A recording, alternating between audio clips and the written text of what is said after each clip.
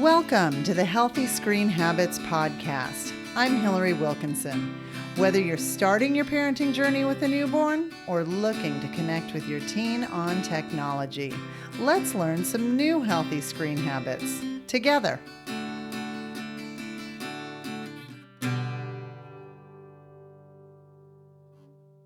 Jenifer Joy Madden is someone who defines herself as a cheerleader for humanity.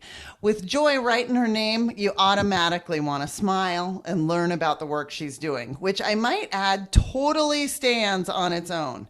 As the founder of Durable Human, a certified digital wellness instructor and author, Jenifer offers practical wisdom paired with real-world mom experience and research-backed data for living and parenting in the digital world.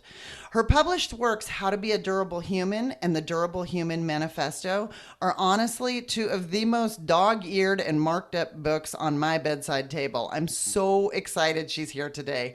Welcome to the Healthy Screen Habits Podcast, Jenifer Joy Madden. Thank you. I'm so happy to be here.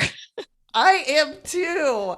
So, Jenifer, getting into it, in the past decade or so, I would say in the parenting education world, the term resiliency is the one that's been bandied about the most, of people kind of striving for this building resilient children. You're the first person I know to use this term durable. And can you explain kind of what it is to be a durable human and how it's different from that concept of resiliency? Sure. When we think of resiliency or being resilient, we think about being able to bounce back from adversity, which is wonderful and certainly stands us in good stead whenever we hit something major. The word durable is more about enduring bumps on the road of life, having that internal strength and those skills that can keep us moving forward and not be knocked over all the time, not having to worry about being resilient in a way because we are going to be durable and we can stand. I like to use an analogy of, if you picture prairie grasses, they're standing there and the wind comes through and they blow over almost flat and then they come back up. That's a little bit like resiliency, that you endure this and they come back, but they're definitely knocked over for a while. When you think about being durable, I like to tell parents especially to think of a giant sequoia. Giant sequoias are thousands of years old. They have endured multiple forest fires. They get through them and it actually clears the land around them and allows the seeds to generate. And so that's what I would like to have as people's visual of durable, is that you're secure and your children like that. They like to have you be not blown over in the latest wind that comes by.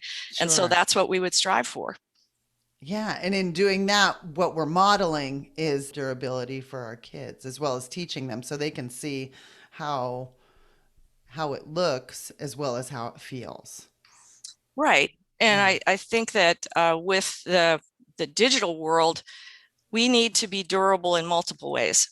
So we need to be durable in mind, body, and relationships. And the advent of smartphones and other smart technology, they have affected our minds and bodies and our relationships in a lot of different ways because we didn't evolve with these synthetic objects. And so, of course, they've had effects. Sure. And now we're starting to realize what they are after, these many years that we've had smartphones, especially around. The research is starting to show the many effects it has on us. You talk about this kind of, I love this visual of the triple crown of durability. And you even have these three little great jewel icons that make up the points on the crown. And each jewel represents one of those things that you were just talking about, with the physical aspect, the other things like that. And do you think, could you go over each of those 3 points or jewels that make up this crown of durability? Yes, I'd be happy to, but just a couple more words about durable. I think what happened when all these smart devices came around, we forgot about what we have that they don't. And when we think about being durable, we have to think about what's our edge as a human being. And that's why I call myself a cheerleader for humanity. We've got so many amazing things that are our superpowers that our devices don't have and they'll never have. That is, for instance, let's just take the simple hug, the power of touch. We'd make billions if we could sell and bottle a hug because it's a tranquilizer, muscle relaxant, and love potion. That's our simple hug. It's amazing. Smartphones and computers can't do that. We need to understand the powers that we have, especially as parents, with the power of touch. Right. We also have the glance. We can speak to each other without words. It's a wonderful thing. You're in the grocery store with your significant other, with your toddler, and whoa, there are the signs, they're going to blow. And so you give that eye contact and nod, and you're out of there. And then we have our senses, we have our 5 senses. And yes, our phones have vision, and sensors can hear, and the machines can do that stuff, but they don't have intuition. Right. They don't have compassion. They don't have curiosity. And so with that background, I will definitely go over the triple crown of durability, which is to keep our mind, body, and relationships durable. And the first one is represented by a wrench. And it's supposed to be that we need to have our self skills. We need to continue to have skills to rely on ourselves rather than always outsourcing to technology. I actually call phones and tablets alt brains. I love that phrase. And we can definitely turf to the alt brains, and even down to GPS. There is a section in How to Be a Durable Human about GPS is awesome. My gosh, I use it all the time, but GPS is actually detracting from an area of our brain called the hippocampus. If we don't try to help ourselves remember how to get places, that's going to shrink. And so if you I don't recommend use it, you lose it. Exactly. So when you go somewhere, especially a little bit nearby, where you can afford to perhaps be lost, as you're going, memorize the objects along your way, the steeples, the stores, the malls, so you could, and then on the way back, challenge yourself to come back without you using the GPS. That exercises your brain and that part called the hippocampus. So that's just one little skill, but there's a bunch of other ones, like how to hold a conversation, how to shake hands. With kids, how to play, because playing exercises kids' imaginations. And if they play outside, they have an opportunity to make independent choices. They also keep their bodies durable by increasing strength and coordination. Every time you walk on a log, increasing your coordination. I say that by depriving kids of going outside and playing, you are setting them up for not being a durable human. Not only are they not going to be good in sports, that's not even as crucial as not being able to have that ability to be graceful and coordinated and to have some core strength in your body. We are human animals, and so we need to move, we need to strengthen our muscles and take care of our muscles. It's so true. One of the things that we are aware of with our aging population more and more is the difficulties surrounding balance and how detrimental a fall can be in your older age. So setting yourself up from a young point to have that sense of balance, I think, is critical. Right. And that's not all. I would add in, well, of course, vitamin C, but vitamin D exposure from being outside over a lifetime is going to help have healthier bones in older age. So that gets us to our second jewel of the Triple Crown, which is genuine relationships, which is, whereas the first jewel is independence, the second one is interdependence, which is so important for success in adult life, is to be able to get along with others. Not only that, but also to know your own spidey sense, to actually have enough time in your own skin and with other people that you can begin to read faces, you can begin to read body language. And this is why that we have to have a healthy separation from our devices, because we need to have time in our days and our weeks to be able to observe and understand our own senses and how we interact with other people. And interdependence is so crucial for our survival in this world. No one is an island. Right. And now that we're learning more and more about the loneliness studies and the effects that loneliness can have long term on health, I completely see why the interdependence plays into durability, because the research that's out there surrounding loneliness equates it up there with like smoking. And I mean, stuff that we know is very detrimental to health long term. Right. Loneliness. That's true. It factors into relationship building as well as tapping into that kind of superpower of being a human, like you talked about with the power of just reading one another and touch and things by, the turn taking that comes by passing a ball back and forth or doing anything along those lines. Starting in infancy, if a child is only experiencing a ball on a screen, maybe they can even recognize a ball. A toddler can say ball and follow it along the screen. Unless they handle that ball in real life, they are not going to understand how it feels and how it works. Basic elements of gravity, of how you drop it. Kids, it's delightful for them to drop their food off their tray, their high chair, and it's teaching them. And so, yes, parenting is messy, but it also is three-dimensional. The child is never going to get what they need from a two-dimensional screen environment. They can parrot the word ball, but they need to know how to throw it and catch it. That's the interdependence, the skill of throwing. And parents can play and teach their kids to play and just put out a basket and a ball, show them how to drop it into the basket, create a game. That's play. And that's building the neural connections in the child's brain. 2D environment can't do that. Right.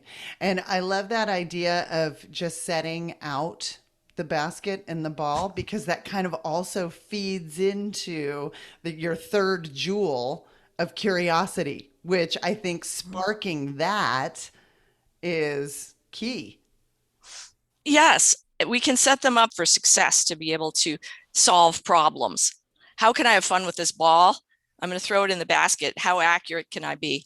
And it helps them to expand their minds. And so curiosity is what we all need to follow. Every human being is unique. Every single one is different. We want to be different from each other because that's how we come up with new ideas. And as human beings, those new ideas are what differentiate us from a herd of sheep.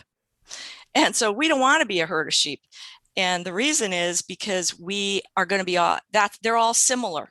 They're actually like a lump, a cohesive whole, and they can be sidelined, all of them. And so we don't want to be a herd of sheep. So we must give ourselves and our kids the ability to follow our own curiosity. So we create the ideas that keep us relevant in society. I think if we don't follow our curiosity and come up with new ideas, we can easily be sidelined. And if we don't preserve our spidey sense, our curiosity, and those special superpowers that we have, we don't have any value to society anymore. So this is kind of serious, to recognize how you are as a human being and what your assets are, and to keep those durable. Right. I'm really interested to hear more, but first we have to take a little break. At what age should I give my child a smartphone? How much screen time should I allow each day? What are the best filters to use on my family's devices? Sound familiar? These questions and more are answered at the Healthy Screen Habits website. We've curated the best articles, books, videos, and many other resources to help you figure out how you want to use technology in your life. Click on the awareness section to learn about the issues and dangers surrounding screen use. Then click on the Tools page to download printables you can use with your family today, including the Healthy Screen Habits Family Technology Plan. Visit our website at www.healthyscreenhabits.org for the resources and tools you need to get started.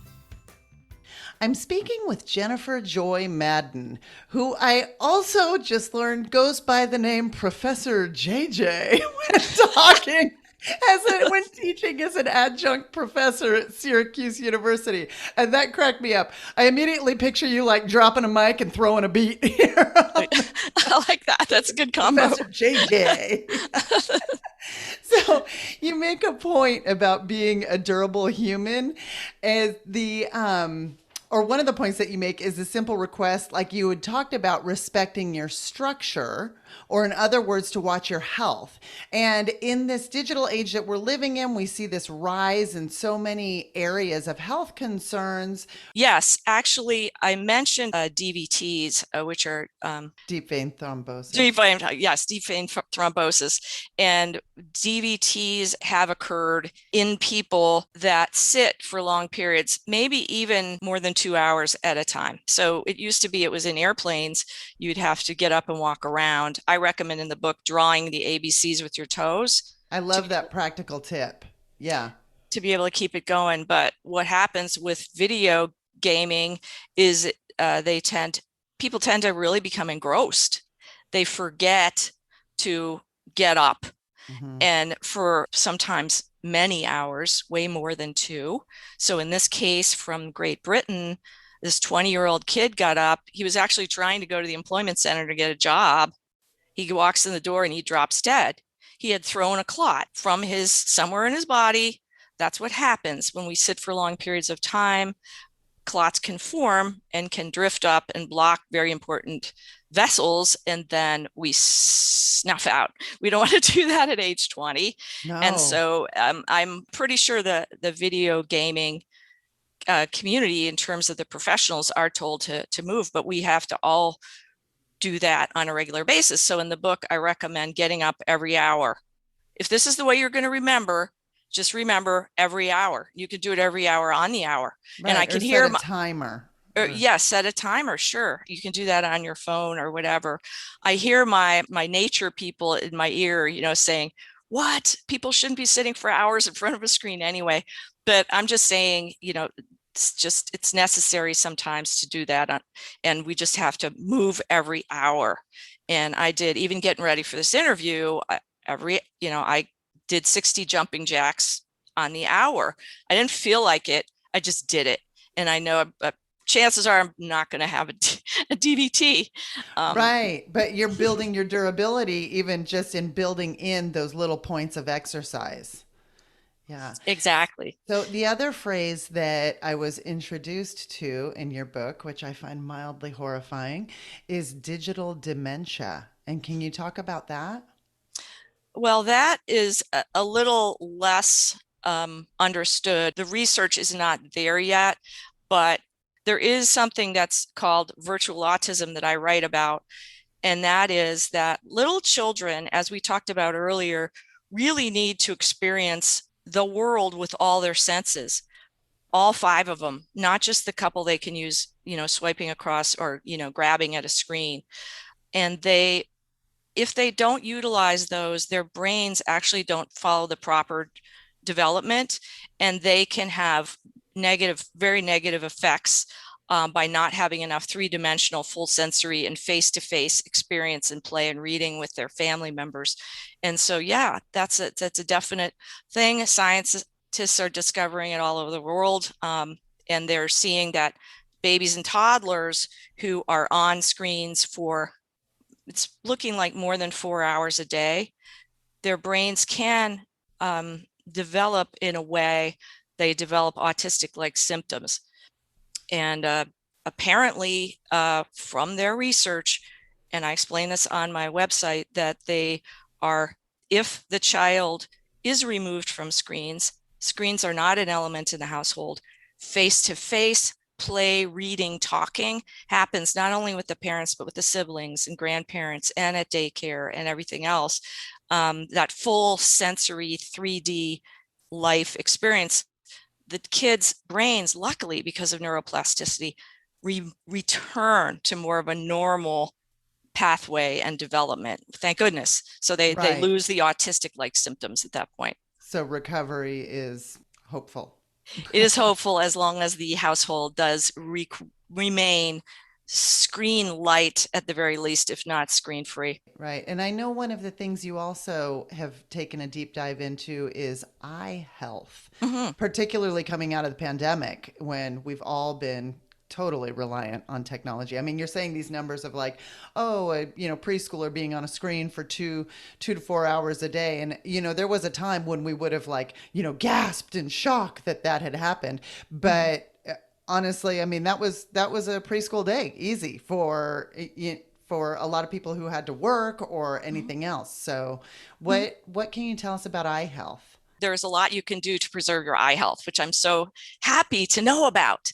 In fact, the American Optometric Association had an emergency summit just a few months ago because they were so concerned about children coming in with eye aches, dry eye, myopia, which is nearsightedness, during the pandemic, that it has exacerbated it so much that they were really concerned. But they do have some techniques that we can all use, again, to have breaks on a regular basis. So every 20 minutes, we all should look away from the screen for about 20 seconds, out the window if possible, 20 feet away at least. What that does is it retains our versatile vision. So we've been looking close, that allows us to look far. And I will tell you, Hillary, that my eyes feel so much better when I don't forget that. When I forget it, it just, things start closing in on my forehead. I can really feel it coming on. And then I look out and I can just feel my head and almost my whole body relaxing. So starting, helping your kids from an early age, just have that 20/20 rule. I don't know if you know this, but there's an epidemic of myopia around the world that started before COVID. Myopia is nearsightedness. The eyeball shape changes when we stare at a screen for a long period, and it doesn't necessarily change back. And at that point, kids need glasses. Guess what? This is so cool. Being outdoors in the sunshine helps maintain a child's eye in the natural round shape. That's how brilliant our body is. It has these ways to heal itself. And so the 20/20/20 rule has been extended to a kid should have 20 minutes of break from a screen outside for a total of 2 hours a day. And I know that sounds really extreme to be outside, but that's what's being shown, is that 2 hours a day outside really helps a child's eyesight remain normal, even if they're using screens sometimes during the day. So that's a really beautiful thing.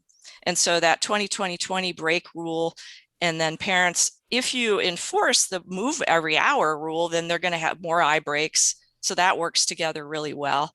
If people know what kids need in order to become durable humans, they know that kids need time not only to be on screens for entertainment, just they need Right. the skills of cooking and cleaning up and all those life skills. And that reduces the amount of time after school a kid even has to be on screens, because there's all sorts of other things they need to do. Chores. Chores. The They gift of need chores. chores. It's our job as parents to help our kids get those adult skills so they can go out into the world. We do them a disservice if we do not have them doing chores. I agree. Probably much to the dismay of my children. Yeah. Okay, so let's continue talking about this durable parenting in the digital age. One of the things you talk about on actually page 57 of How to Be a Durable Human is the pinch of generosity. And this really resonated with me. I'd never made the connection of putting my device off and away as translating to being generous with my time towards my children. I'd love to hear you expand upon these thoughts. Here we go from page 57 is one of your greatest assets as a human being is the capacity to be generous, the meaning of which can be confusing. Giving that old stained coat to a homeless shelter may count as generosity, but it can be a relief to pitch it. True generosity hurts just a little. It pinches not to check your phone when you want to. So as humans, we tend to be pain averse, but you're encouraging us to kind of lean into the pinch. That's right. Feel the burn. It's a little bit like that. And it is knowing ahead of time that it takes effort not to always check. But I would like to flip that and look at it in a more positive way and say that every time you give your child one-on-one attention, they can see your eyes and they can know that you're paying attention to them, is building their inner strength and building that special attachment that you have between you and them. Attachment, secure attachment, when they know you're there for them, is going to be the foundation for their success in life. No question about it. Kids need us to pay attention to them. And too often, we've developed continuous partial attention. And that is having the phone in hand, always keeping an eye on the phone, even when we're talking to the person in front of us. Very damaging for children's self-esteem, and it forces them away. And in fact, it can force them into relying on their devices. For comfort. Exactly. And so what we need to do is we need to know it is going to take effort to put the phone out of sight when I'm talking to my daughter or son, to take it out of our hand and put it out of sight, and learn how to not be fidgeting, ready to like grab it. So that whole procedure is going to take practice. It takes a little effort, but when you feel that pinch of generosity, you can smile in your heart. Do you have any tips for keeping the phone away? I definitely have some tips. What you want to do is set yourself up for success, and you can design your household to give yourself little nudges. Well, you will create these moments of togetherness and eye contact with your kids in different ways. So for instance, everybody comes together for meals. The idea is to have a place for the devices to go while you're eating, so you can pay attention to them during the meal and they can get vital social skills. So I call it the gadget basket. And I always like to say with meals, it's a really great time for parents to observe. If you sit back and they're talking, you can be looking at their eyes and their faces, and you'll be able to tell if something's bothering them right then. They might not say anything, but you can watch them. If you're not looking at their faces during dinner, you're going to miss it. You Right. could miss that glance. That glance could tell you everything and save you months of problems later on because you didn't notice it. So set your phones aside at that time. And then also at bedtime, set them aside an hour or two before bedtime. That gets everybody's brains kind of unwound to get ready for bed. And also you can have those heart-to-hearts and having this physical and eye-to-eye contact, and get kids ready and used to having that wonderful skill that we all need of separating from their phones. It can be a habit to actually have the phone in hand all the time. The child could actually not feel as confident unless they have the phone in hand. So one of the skills we need to teach as parents is to have them have healthy separation from their phones. And therefore, so one of the things you could do is make sure that they charge their phone out of their bedrooms. Not only will they have more solid sleep, but they'll also learn that skill of separating from their phones. And the next day they'll be better students, better friends, because they've had solid sleep. So that's a nudge that works all the way around. Sure. Sure. Yeah, we recommend charging phones at a family station, and we actually recommend it in the master bathroom because that way it protects your sleep and it prevents the urge for sneaking and checking. If you have the phone, say, charging in the kitchen, we have many, many, many stories of creative teenagers who are helping themselves to the phones in the middle of the night in the kitchen. So having it in the master bathroom kind of sets some boundaries around it and helps that. Yep, I think you're absolutely right. So when we come back, I'm going to ask Jenifer for her healthy screen habit, but in a little bit different of a way that we normally do things. Has life in a pandemic left screen use in your house out of control? As the world begins to return to normal, we can help. Visit healthyscreenhabits.org and scroll down to find a free downloadable tool called the Family Technology Plan. This step-by-step tool lets you make decisions as a family on what your new healthy screen habits will be. We're back. I'm talking with Jenifer Joy Madden, the founder of Durable Human, who is on a mission to help you reach your full potential as a human, being supported, not thwarted by technology. I love that. Now, Jenifer, as you know, on every episode of the Healthy Screen Habits podcast, I ask each guest for a healthy screen habit that our listeners can put into practice in their own home. I know you have many tips, some of which you've just shared with us. However, I do have a special request for you. On the last page of How to Be a Durable Human, you wrote a paragraph that is honestly, it's so beautiful. I couldn't read it without crying.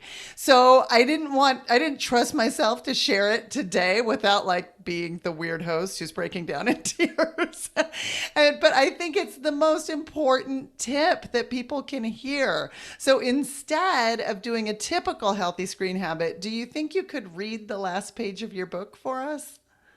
I would be honored to do that. And I appreciate how closely you read my book that you noticed this part. So thank you for that. Of course. So sure, yes, I will read this last bit. And it says, every day, do things your smartphone can't.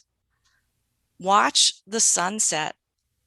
Sniff dewy magnolias. Walk barefoot in the grass.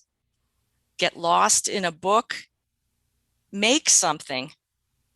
Giggle with your baby.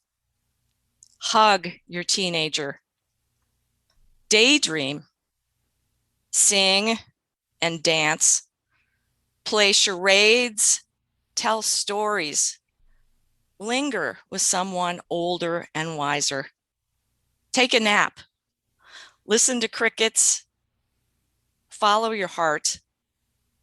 Savor the privilege of being human.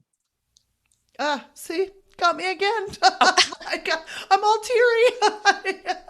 No, it just reads like art to me. It does. It's like a beautiful poem for humanity. I was not going to be the weird host that started crying over content, but here you go. Oh my gosh, thank you so much.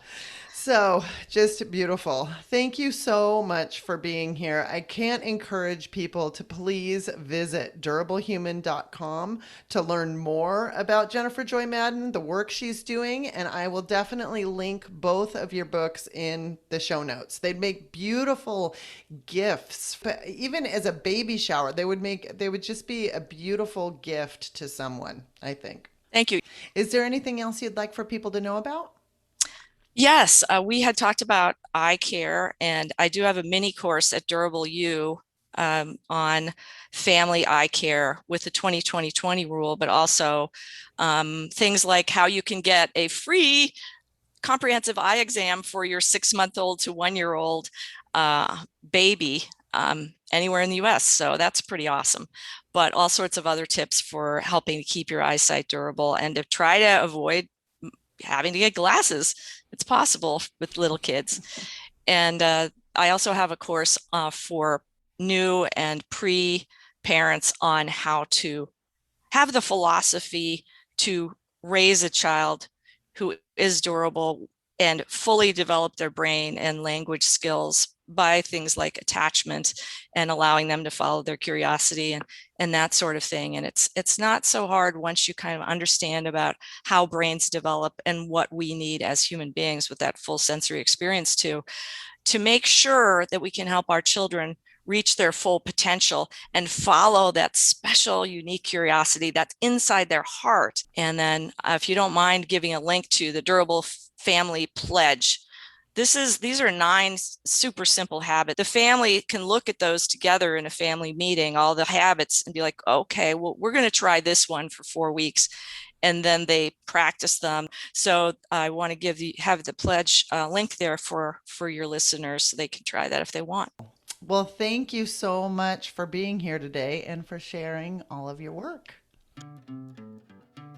For more information, you can find us on Instagram and Facebook at Healthy Screen Habits. Make sure to visit our website, healthyscreenhabits.org, where you can subscribe to the show in Apple Podcasts or via RSS, so you'll never miss an episode. It's free, it's fun, and you get a healthy new screen habit each week.